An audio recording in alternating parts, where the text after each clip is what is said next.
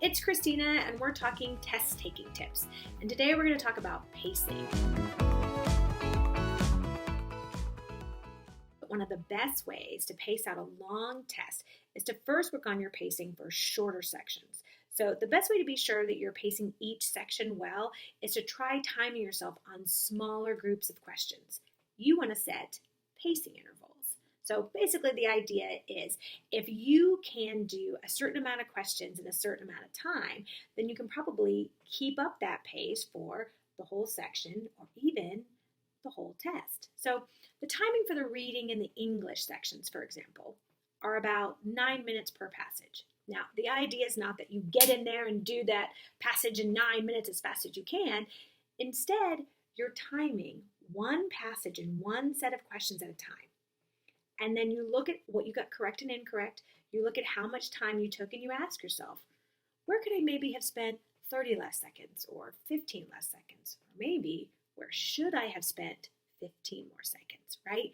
You're whittling down or building up your time, and you're also getting a sense of what does 9 minutes really feel like?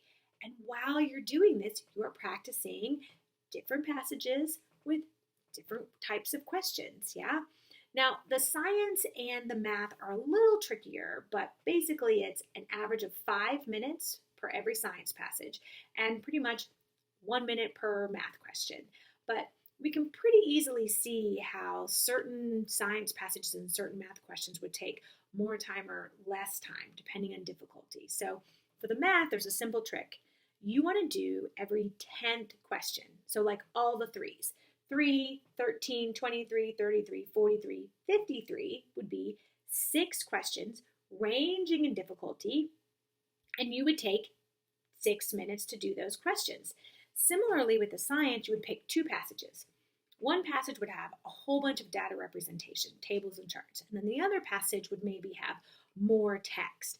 Well, if you could do those 2 passages and questions in 10 minutes, an average of 5 minutes per passage, then you would have the pacing set for that. So by working with smaller chunks, you can better whittle your timing down with just a few seconds here and there. You can also get a sense of what does the different pacing feel like for the different sections without completing a million practice tests. All right, happy practicing.